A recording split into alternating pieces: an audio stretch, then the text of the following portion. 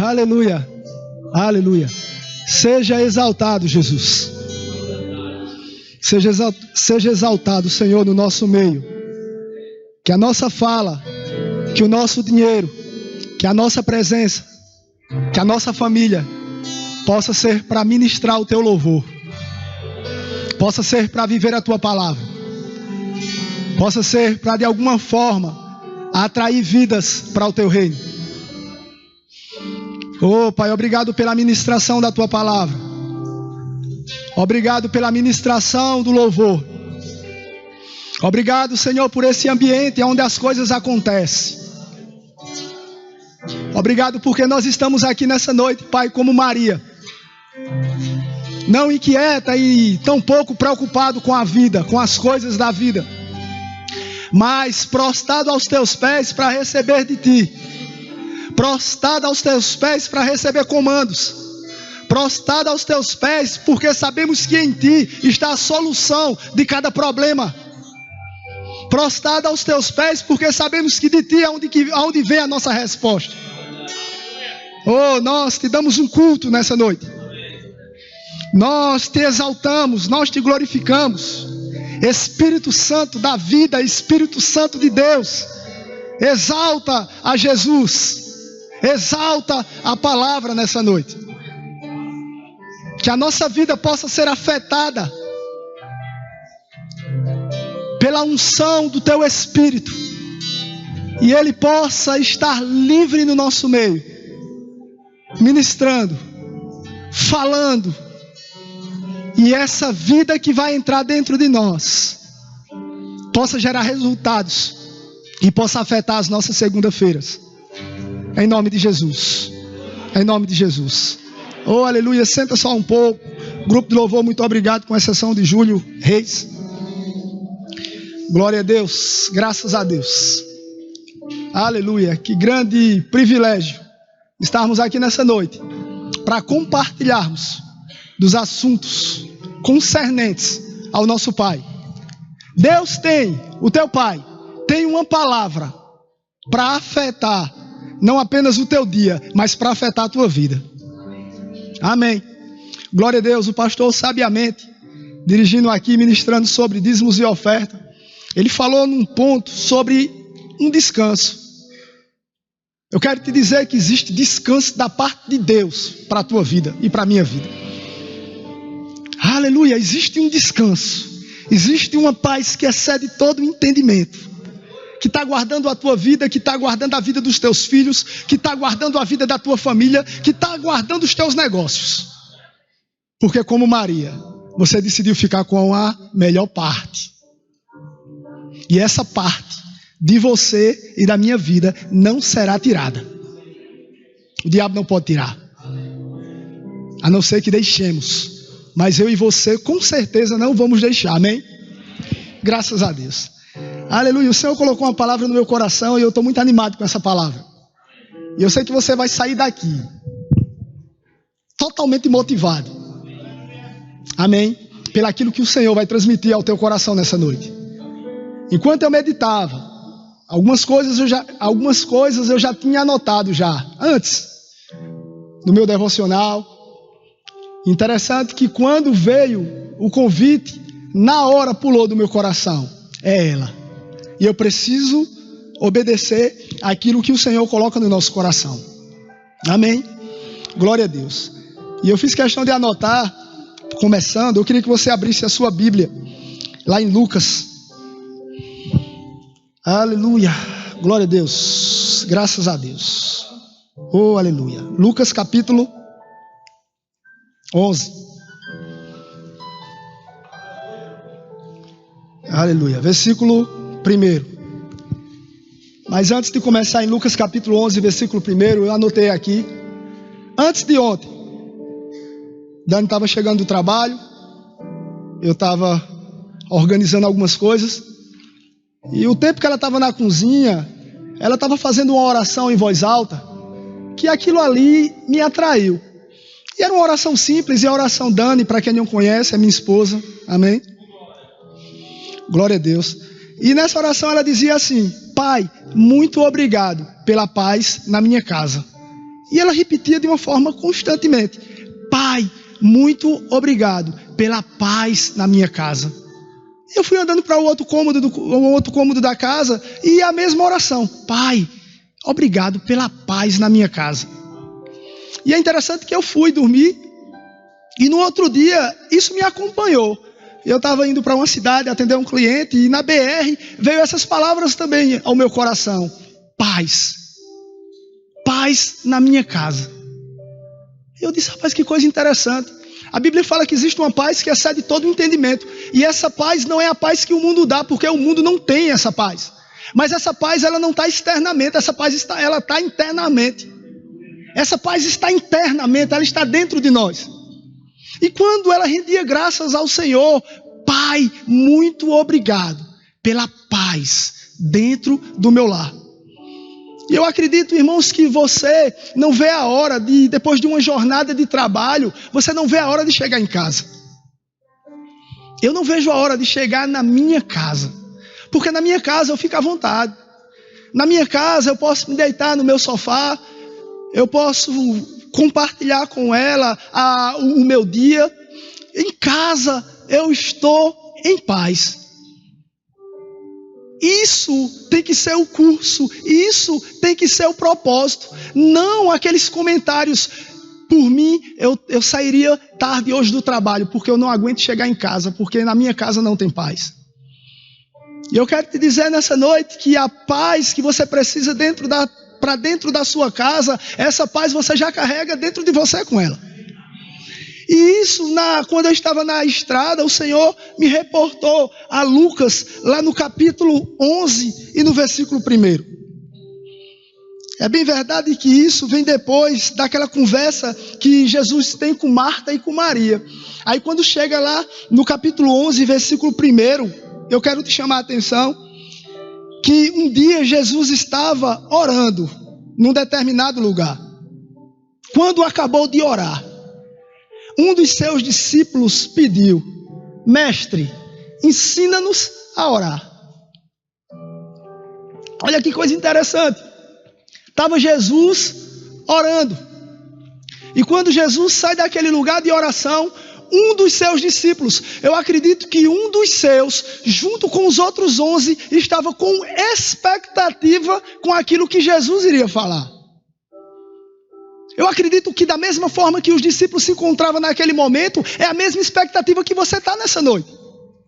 Esperando algo da parte do Mestre, esperando algo da parte do Salvador, esperando algo da parte do teu Pai.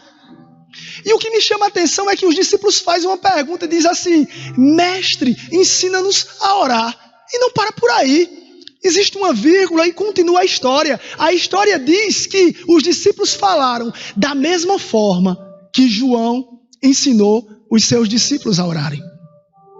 Está escrito: Mestre, ensina-nos a orar, porque João, ele ensinou os seus discípulos. E eu acredito que aqueles discípulos, eles ouviram muito acerca de Deus. Você concorda comigo? Você sabia que Deus, na antiga aliança, ele não se manifestava, ele não era manifesto em qualquer pessoa. Ele não se apresentava para qualquer tribo, para qualquer pessoa, mas existia um grupo seleto. Quem eram essas pessoas? Reis. Quem eram essas pessoas? Sacerdotes. Quem eram essas pessoas? Profetas. Aí agora, esses discípulos com certeza ouviram acerca de Deus. João falando para os seus acerca de um Deus.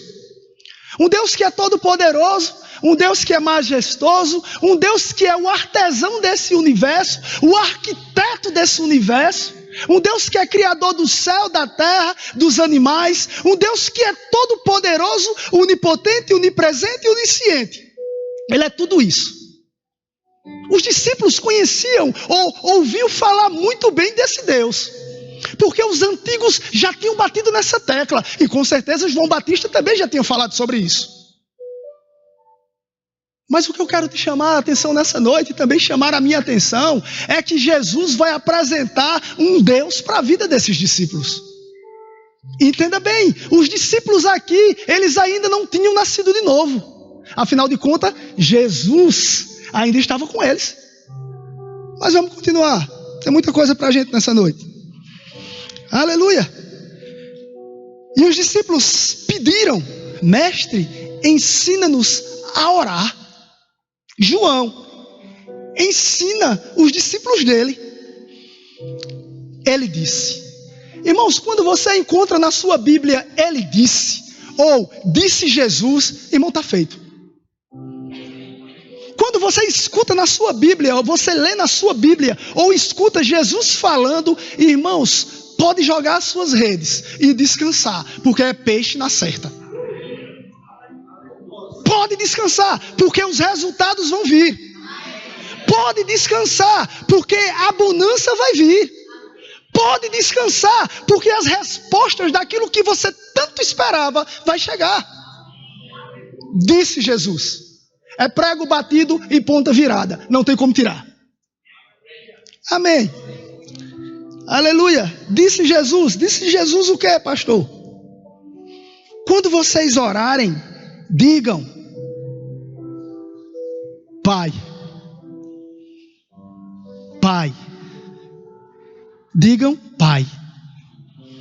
Jesus está apresentando aqui aos discípulos não apenas um Deus que é todo poderoso, que é autossuficiente, que é majestoso. Deus é tudo isso. Mas além de ser tudo isso, Ele é o meu e Ele é o teu Pai. Jesus estava dizendo isso aos discípulos: olha, quando vocês forem orar, digam: Deus Todo-Poderoso, soberano, Criador do céu e da terra, majestoso em glória, aquele que é poderoso. Não, digam apenas Pai. Ele, além de ser tudo isso, Ele é o teu Pai. E se Ele é o teu Pai, Ele quer ter intimidade com você e comigo. Jesus estava chegando para os discípulos e estava dando esse segredo. Ele estava dizendo: ei, Deus não é apenas o meu Pai. Porque Jesus poderia ter apresentado aos discípulos Deus como seu Pai pessoal. Mas não vamos ver aqui nenhum egocentrismo da parte de Jesus. Jesus não era egoísta. Jesus apresenta o Pai dele como o Pai dos discípulos. Isso me ensina, irmãos, que eu e você, em meio a adversidades da vida, em meio às circunstâncias, não estamos só, porque temos um Pai. E o pastor falou muito bem aqui na direção do culto. Circunstâncias podem bater, coisas podem se levantar, mas nós temos um Pai. E não para por aí. Na continuação, diz assim: revela-nos. Deixa eu ler em outra versão. Então ele os ensinou: quando orardes, dizei: Pai, santificado seja o teu nome, venha o teu reino, o pão nosso cotidiano dá-nos de dia em dia. Aleluia. Isso me ensina outra coisa aqui, outra verdade. Que além de Deus ser o meu e ser o teu Pai, o pão, ele é nosso. Não existe egoísmo na parte do reino de Deus e nem de Jesus. Ele está dizendo que o Pai é nosso e também está dizendo que o pão é nosso. E esse pão é o de cada dia nos dá hoje. O pão nosso está disponível para você no dia de hoje. Eu não posso viver o amanhã ou viver a próxima semana sem desfrutar do pão que o Senhor está me dando hoje. Só podemos desfrutar de paz se desfrutarmos da presença de hoje e desfrutarmos do pão que Ele nos alimenta hoje. Aleluia, santifica, Pai. Obrigado, Senhor, pelo pão nosso. O pão do nosso cotidiano que o Senhor nos dá de dia em dia. Versículo 4. Perdoa-nos os nossos pecados, pois também nós perdoamos a todo o que nos deve. E não nos deixeis cair em tentação. Aleluia. Existe um amigo nosso, e ele é amigo pessoal e ministro também. E ele está em outro estado no Brasil, né? Em outra região no país. E eu lembro que passou por muita coisa, por muita dificuldade, por muitas circunstâncias. E ele compartilhou isso comigo e com o pastor Wanderson. E em uma dessas circunstâncias que ele passou, ele disse assim, rapaz, eu pensei em desistir. Lembra dessa palavra tentação? Essa palavra tentação, em vários significados, ela também se origina, né, pelos desejos ou pelas circunstâncias externas. Quando você ouvir a palavra tentação, a gente não pode conotar apenas pecado sexual. Às vezes falamos sobre tentação, aí às vezes a nossa mente vai para pecado sexual. Eu quero te dizer que pecado sexual também é possível, é tentação. Mas você pode ser tentado a desistir. A desistir do seu casamento, a desistir dos seus filhos, a desistir da sua família, a desistir do teu emprego, a desistir dos seus pais, a desistir de você mesmo. Mas se você tem que desistir, você tem que desistir de desistir. Se existe um conselho para você nessa noite, e eu acredito que existem pessoas que precisam escutar isso nessa noite, se você quer desistir, desista de desistir. E eu lembro que esse homem de Deus, ele compartilhando comigo e com o pastor Wanderson na viagem quando ele veio para cá, há 3, 4 anos, ele disse, muitas coisas se levantaram, e eu pensei em desistir. Mas sabe o que fez eu não desistir? Porque eu lembrei, eu trouxe à minha memória vocês. E eu lembrava, os meus irmãos estão lá em Campina Grande e eles não desistiram. E porque eles não desistiram, isso não me dá o direito de desistir. E se eles estão perseverando lá, eu também tenho que perseverar onde eu estou. Porque Deus me colocou nesse lugar. E glória a Deus pela vida desse irmão, e eu honro a fala dele. Mas eu cheguei buscando em Deus algumas orientações há muito tempo. Deus tratou isso comigo. Que chegou um tempo, irmãos, e graças a Deus pela vida dos nossos irmãos, graças a Deus que somos espelho para pessoas, sabemos que da nossa consagração muitas pessoas dependem, precisa ser alcançada, precisa ser tocada daquilo que nós pagamos um preço em Deus.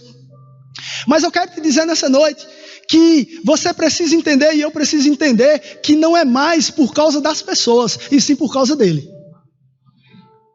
Você entende? Eu preciso entender que para desistir das coisas concernentes ao Espírito de Deus, não é mais por causa dos meus mentores, e glória a Deus pela vida deles, não é mais por causa dos meus líderes, por causa da minha esposa, não é mais por causa de um ministério, mas é por causa do Senhor.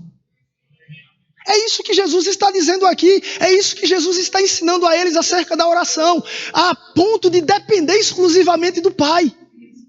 Glória a Deus pela vida dos irmãos. Hebreus também fala sobre isso, sobre a questão do congregar. É importante nos reunirmos para estarmos desfrutando desse pão. Mas o mais importante de desfrutarmos desse tempo aqui é desfrutarmos dos nossos devocionais com Ele. É separarmos esse tempo para estarmos junto com Ele, sugando da sua presença, sugando da sua paternidade. Porque nós entendemos que a casa, e lá no final, eu acredito que vai dar tempo, a gente vai tocar um pouco sobre casa, porque eu comecei falando sobre casa, que foi na minha casa que Dani começou a orar sobre a paz da minha casa, e eu acredito que a gente vai voltar no final da ministração sobre esse ponto casa, porque é essa casa, irmãos, essa casa aqui, que é eu e você, que hospedamos a presença do Todo-Poderoso. Eu e você, irmãos, nós somos as hospedarias celestiais. Nós hospedamos dentro de nós a maior riqueza que o mundo não pode pagar. Nós hospedamos dentro de nós o maior tesouro que o mundo nem tem como mencionar. Essa presença é Deus. Essa presença é o Espírito Santo e vivo dele. Aleluia, graças a Deus. Aleluia, graças a Deus, graças a Deus. E agora Jesus está explicando aos seus discípulos acerca da tentação. Porque e eu abro esse parênteses, qual o tipo ou modelo de oração? Se existe um modelo de oração, qual o modelo de oração que atrai a presença de Deus, ou podemos dizer que é uma oração poderosa. Que modelo de oração poderosa? Será que existe, pastor? Um modelo de oração poderosa? Eu quero te dizer que existe. Que modelo é esse? O modelo de uma oração poderosa é toda aquela que é alinhada com a palavra de Deus. Foi isso que Jesus estava ensinando aqui. Jesus disse: olha, eu vou explicar para vocês, eu vou ensinar para vocês um modelo de oração que ela é eficaz, que ela é poderosa. Esse modelo é colocar o Pai no centro de todas as coisas. Porque só, irmãos, podemos até ir para alguns lugares, mas com Ele permaneceremos aonde Ele quer que cheguemos. Aleluia! Para quem iremos, se afinal de contas é só Ele que tem as palavras de vida? É Ele. E os discípulos entenderam isso. Glória a Deus. Aleluia. Oh, aleluia. Obrigado. Deus é bom. Obrigado. Aleluia. Abra comigo Hebreus capítulo 4, no versículo 11. Hebreus 4, versículo 11. O pastor falou muito bem no início. Como é que eu faço para preservar essa paz? Como manter essa paz que excede todo entendimento? Como guardar? Guardar num esconderijo.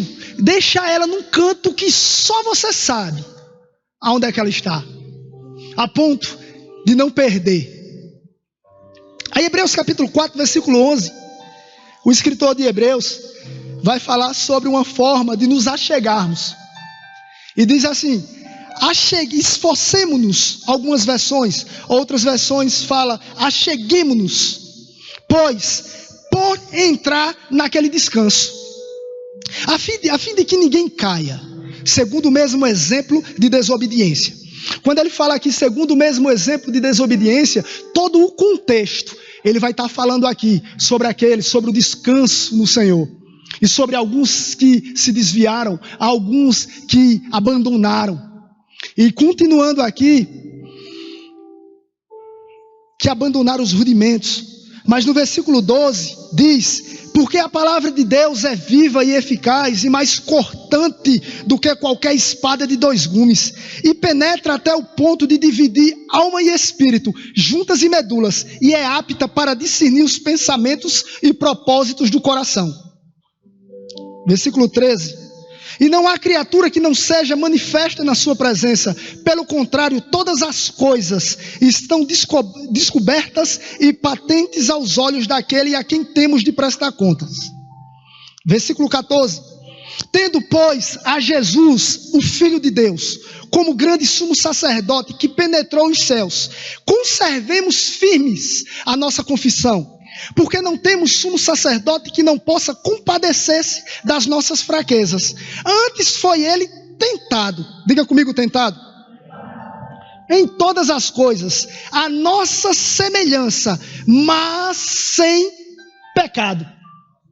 Versículo 16: acheguemo-nos, portanto, confiadamente junto ao trono da graça, a fim de recebermos misericórdia e acharmos graça para socorro em ocasião oportuna.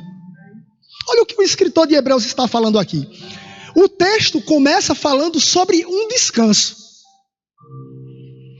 E eu quero te dizer, irmãos, que em Cristo Jesus existe um descanso. Que o mundo olha para nós e faz essa indagação: como pode ele descansar? Onde tudo está mostrando um quadro contrário. Como descansar se o sistema mostra e as reportagens mostram outra coisa? Como descansar? Como desfrutar dessa paz se os índices, se as estatísticas mostram algo? Aí você entende que existe um sumo sacerdote que foi tentado em todas as áreas, que soube o que é padecer, mesmo assim, sem pecado. Isso me diz que os meus olhos precisam estar no autor e consumador da minha fé, Jesus Cristo. Mas é interessante que o escritor acabou de falar sobre entrarmos nesse descanso de uma forma confiante. Outras versões falam entrarmos nesse descanso de uma forma ousada. Quem nos impede de entrarmos nesse descanso? O que pode afetar a nossa ousadia? Será que existe alguma coisa que pode afetar a nossa ousadia? Existe. E essa palavra se chama pecado. Porque o pecado, ele vai extinguir. O pecado, ele vai te deixar e vai me deixar tão fraco a ponto de não termos força de nos achegarmos a Ele. O pecado, ele tira de nós, ou rouba de nós, essa consciência, ou essa confiança de estarmos em Sua presença de uma forma ousada. Você concorda comigo? Porque o pecado, quando ele se apresenta diante de nós, e a gente cede para isso, vai dar preguiça e entra um espírito de letargia sobre a nossa vida, que nós não queremos nem mais abrir a Bíblia, e quanto mais direcionar as nossas palavras para Ele. Aí Jesus, ensinando aos seus discípulos, ele diz: ei, está se sentindo fraco? Eu quero te dizer que eu passei por tudo isso, mas sem pecado. Eu tenho poder para tirar você dessa situação. Eu tenho poder. Aquele que tem poder para perdoar pecados. Aquele que tem poder para deixar você diante dessa presença ousadamente. Aleluia. E agora orarmos de uma forma ousada pelo conhecido e pelo desconhecido. Aleluia, você está entendendo até aqui? Graças a Deus. Vocês estão recebendo? Aleluia, glória a Deus. Abra comigo lá em Hebreus, já que você está em Hebreus, no capítulo 3. Graças a Deus. Estamos já encerrando. Capítulo 4, Hebreus 3, versículo 4. Aleluia. Graças a Deus. Hebreus 3, versículo 4. Vamos voltar para casa. Pois toda casa é estabelecida por alguém, mas aquele que estabeleceu todas as coisas é Deus. Moisés era fiel em toda a casa de Deus, como servo, para testemunho das coisas que haviam de ser anunciadas. Cristo, versículo 6, porém, como filho em sua casa, a qual casa somos nós, se guardarmos firmes até o fim a ousadia e a exultação da esperança. Essa casa, essa habitação, não construída por tijolos, mas essa habitação que somos nós. Diz o texto: se guardarmos firmes o que, irmãos? A nossa confissão de fé. Guardarmos firmes até acabar o ano de 2019, acabar o ano de 2020, até o fim. E agora eu digo com propriedade: pode chover canivete, pode o sangue dar na canela, que o guarda-chuva é de aço. Aleluia, graças a Deus, graças a Deus, até ao fim, a ousadia e a exultação da esperança. Você é a casa de Deus. Você é a casa de Deus. Você é a casa de Deus. E além de ser a casa de Deus, tem um Pai que sonda a minha e a tua vida. Já foi no meu e no teu futuro, e viu que é um futuro de sucesso. Aleluia. Glória a Deus. Glória a Deus. E para encerrarmos, eu queria que você fosse para Lucas, no capítulo 16 e no versículo 8. Aleluia, aleluia. Para guardarmos isso bem forte, para deixarmos isso bem amarradinho em nosso coração. Aleluia. Lucas capítulo 16, no versículo 8. Eu sei que você conhece. Fala sobre a parábola, Jesus falando essa parábola do mordomo infiel. Algumas versões falam sobre o administrador infiel. Mas eu quero ler na Bíblia a mensagem, o versículo 8. Aleluia. Diz assim: agora vem a surpresa. Sabendo disso, o patrão elogiou o administrador desonesto. Sabem por quê? Porque ele sabia cuidar de si mesmo. Quem sobrevive nas ruas são mais astutos nestas questões do que os bons cidadãos. Eles estão sempre alerta, buscando opções, vivendo da própria astúcia. Quero que vocês sejam astutos assim, mas só para o que é correto. Aproveite as adversidades para motivar a criatividade. Aprendam a concentrar-se no que importa. Assim vocês terão uma vida de verdade. Não sejam apenas bons cumpridores de regras. Se você ler todo o contexto, você vai entender que esse administrador ele foi infiel. Esse mordomo foi infiel.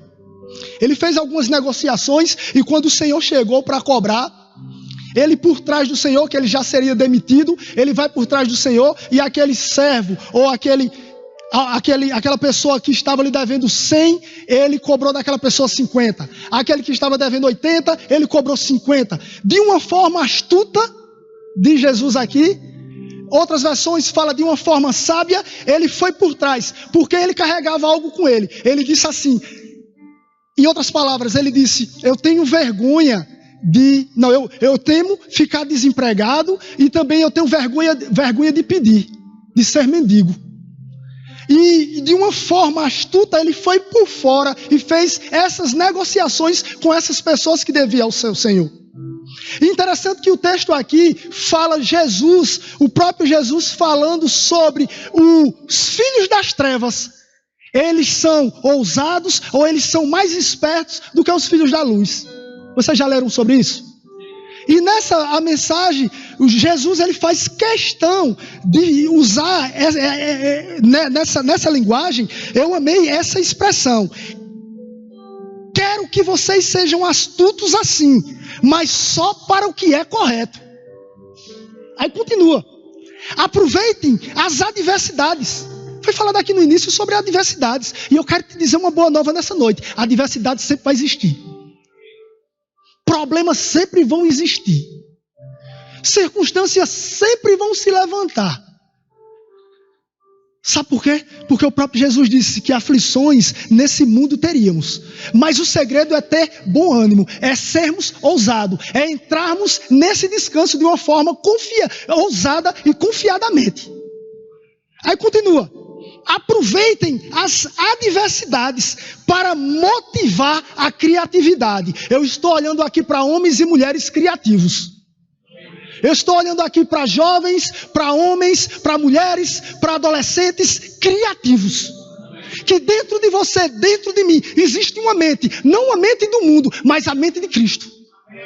Que nos dá ideias, que traz para a nossa vida soluções, para obedecermos o momento de estarmos sozinhos com Deus, sim, mas com nosso Pai. Não um Deus longínquo, mas um Deus de perto, porque Ele não está longe, Ele está dentro de nós e ainda é Pai. Aí continua. Aleluia. Glória a Deus. Aproveitem as adversidades para motivar a criatividade. Aprendam a concentrar-se no que importa. Lembra do que eu falei no início? Sobre Marta? Marta estava concentrando as suas energias em algo que era vão. Porém, Maria estava concentrando a sua energia em Deus. Ela estava concentrando toda a sua energia aos pés do Mestre, aos pés de Jesus. Isso me diz que se eu não concentrar a minha energia no lugar certo, eu vou ficar fraco. E porque eu vou ficar fraco, essa ousadia, ela vai passar por mim. A ponto que eu não vou ter mais o desejo. Tentação, desejo. Esse desejo da leitura, isso aqui vai me levar para outro lugar. E eu vou estar tão fraco, tão debilitado. Por quê? Porque eu deixei de concentrar naquilo que é pão. Eu deixei de me concentrar naquilo que é vida e gera vida. Amém? Continuando. Aleluia. Aprendam a concentrar-se no que importa. Jesus é o que importa. Assim, vocês terão uma vida de verdade. Isso me reporta a João capítulo 10, no versículo 10. Jesus falando sobre o nosso adversário.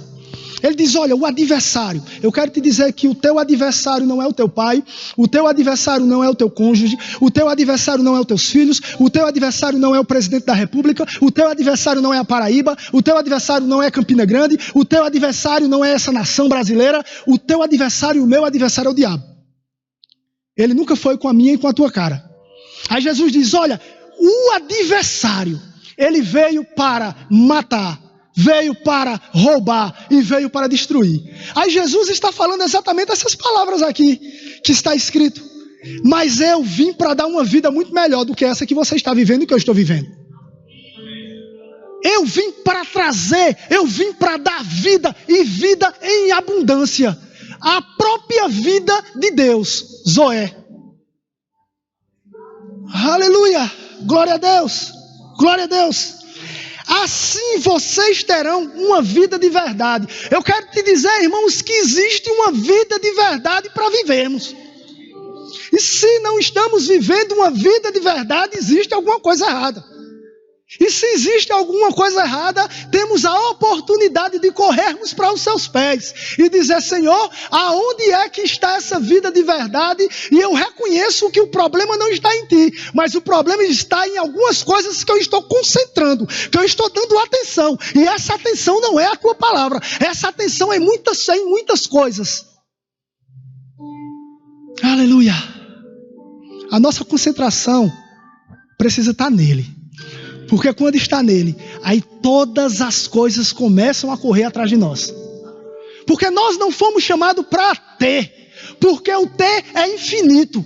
O ter é incansável, é insaciável. Nós fomos chamados para ser. Nós somos o que a Bíblia diz que nós somos. Nós temos o que a Bíblia diz que nós temos. Nós podemos todas as coisas naquilo que a Bíblia diz que podemos. Aleluia. Vamos continuar. Aleluia, o pastor também falou sobre isso, sobre regras, né? Não sejam apenas bons cumpridores de regras. Não esteja apenas preocupado com a performance. Mas existe algo muito melhor do que performance. Existe algo muito melhor do que regra. Existe algo muito melhor do que técnicas, que é estar na sua presença, desfrutando e sugando daquilo que Ele tem para a nossa vida. Porque entendendo tudo isso, nós teremos uma vida boa. Porque a casa de Deus é essa aqui e é essa daí. Nós somos o santuário. Nós somos o sacerdócio real. Nós somos a nação santa. Nós somos o povo de propriedade exclusiva dele. Nós somos essa casa que foi construída não pela mão de homens, mas foi construída pela mão do próprio Deus. E a nossa vida em suas mãos, a nossa vida nele, é onde está para desfrutarmos de paz, de alegria, de bondade, de fidelidade, de mansidão. Foi o que Jesus estava dizendo.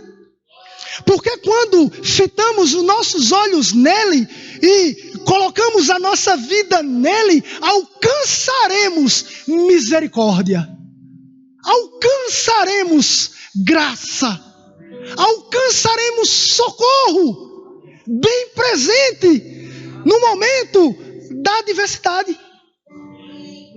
Se você precisa de socorro, eu quero te dizer que o socorro está bem presente. Se você precisa de paz, a paz está bem presente. E se você precisa de alegria, a alegria está bem presente. Todos os dias, você pode chegar na sua casa ao amanhecer e começar agora a falar: Pai, obrigado pela paz na minha casa. Obrigado pela paz nos meus negócios. Obrigado pela paz na minha família. Obrigado pela paz que excede todo entendimento, me acompanhando, me alcançando. Obrigado porque essa paz me livra de prejuízos. Essa paz me livra das setas vindas do inferno. Essa paz, ela me livra do desconhecido. Em nome de Jesus.